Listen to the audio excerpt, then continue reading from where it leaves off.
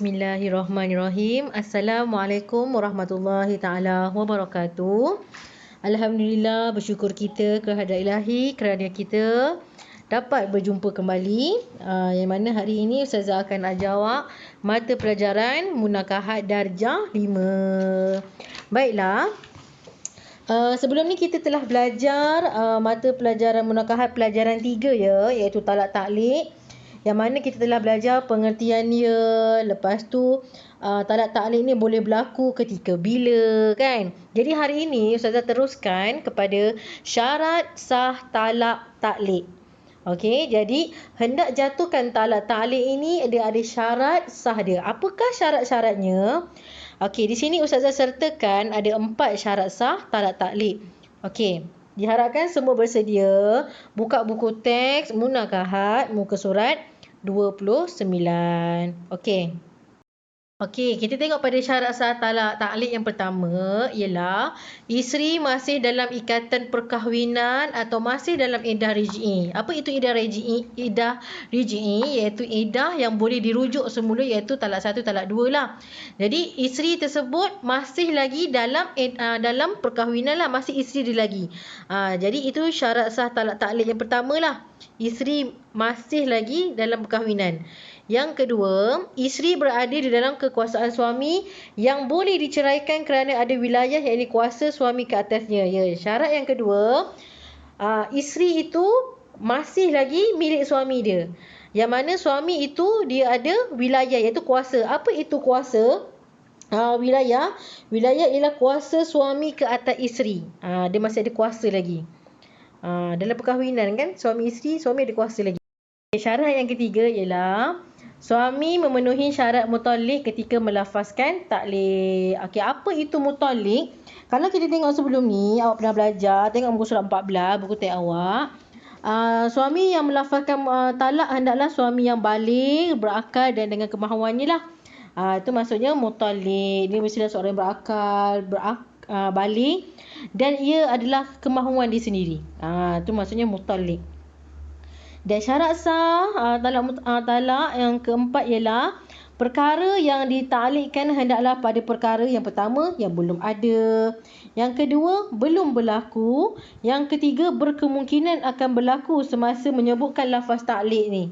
Macam awak belajar sebelum ni, kalau awak keluar daripada rumah ini maka akan jatuhlah talak ini. Dia ada dia punya tempoh-tempoh masa dia, kan.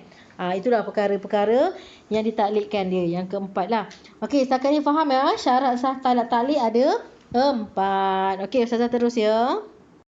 Kita tengok yang seterusnya, perkataan taklik dan contoh lafaz taklik. Kita akan tengok macam mana cikgu lafaz taklik ni. Jadi kita nak tengok macam mana ya.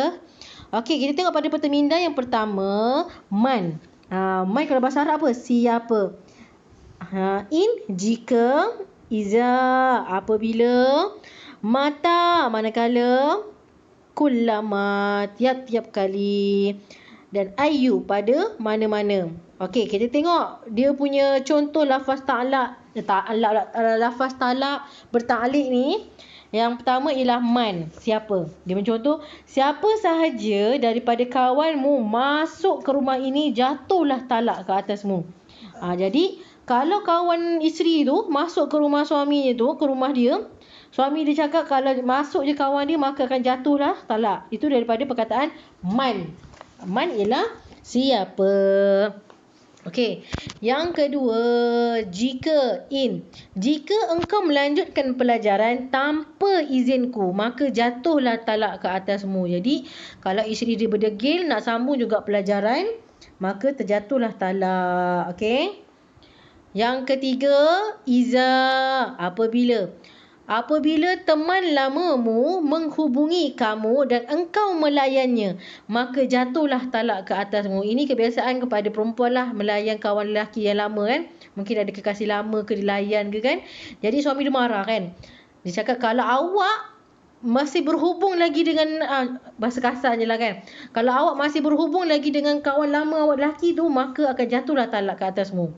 Jadi kalau isteri dia degil, layan juga lelaki tu, maka jatuhlah talak ke atas isterinya. Seterusnya, mata. Manakala aku tahu engkau berlaku curang dan benar perbuatanmu, maka engkau tertalak. Manakala ni maksudnya macam apabila. Bila dia macam ada masa tau. Jika aku tahu engkau ni berlaku curang dengan sesiapa dan aku dapat tahu itu benar, maka engkau akan tertalak. Jadi kalau isteri dia curang, maka tertalak lah. Ya. Okey, seterusnya, kullama, tiap-tiap kali. Tiap-tiap kali contoh dia contoh lafaz dia. Tiap-tiap kali engkau berbahasa kasar terhadapku, maka jatuh talakmu, talak satu. Mungkin isteri dia ni suka bahasa kasar kot dekat rumah dengan suami dia katnya. Perkataan yang tak elok. Jadi suami dia geram ni. Kalau awak cakap lagi perkara yang tak baik, saya dengar, maka jatuh talak satu ke atas awak.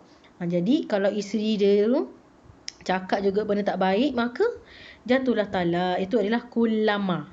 Tiap kali. Okey.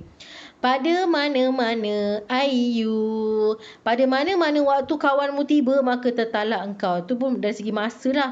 Bila-bila. Maksudnya, pada mana-mana waktu kawanmu tiba, maka tertalak engkau. Okey. Apakah hikmah talak ta'liq ini? Okey, dalam talak ta'liq ni ada hikmah dia. Hikmah yang pertama ialah sebagai perlindungan isteri agar tidak dizalimi oleh suami. Okey, sebagai perlindungan isteri dia. Sebab tu dia ada tempoh-tempoh masa dia. Yang kedua, memastikan suami dan isteri bertanggungjawab dalam rumah tangga.